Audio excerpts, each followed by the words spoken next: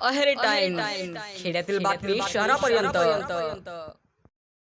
भामरागड तालुक्यातील छत्तीसगड सीमेवरचे मांढरा गाव जेमतेम 200-250 घरे अन 1250 लोकसंख्या गेली 4.5 दशके माओवादी हिंसाचाराच्या दहशतीचा प्रत्यक्ष साक्षीदार राहिलेल्या या आदिवासी पाड्यावरचा एक पोरगा जिद्दीने शिक्षण घेतो अन खाकी वर्दीचे स्वप्न पाहतो.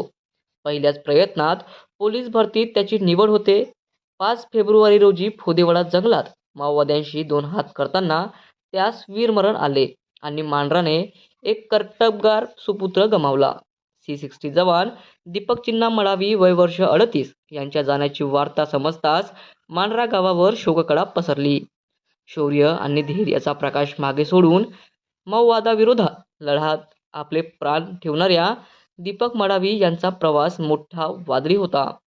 आदिवासी कुटुंबातून आलेल्या दीपक यांच्या कुटुंबात वयोवृद्ध आई, पत्नी, 7 वर्षाचा मुलगा व 2 भाऊ आहेत. त्यांच्या 3 बहिणींचे लग्न होऊन त्या सासरी गेल्या आहेत.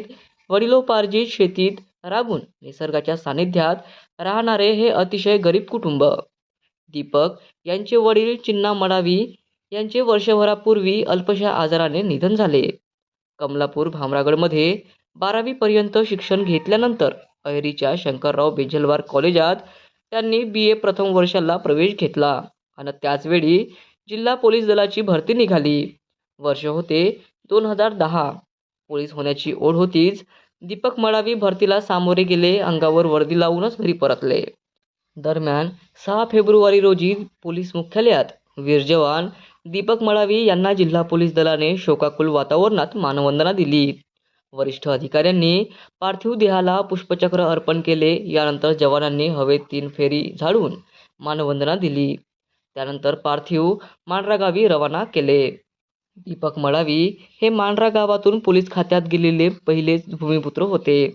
2004 मध्ये त्यांचे काका बापूराम मडावी सरपंच होते. त्यांच्यावर माओवाद्यांनी घरात घुसून हल्ला केला होता.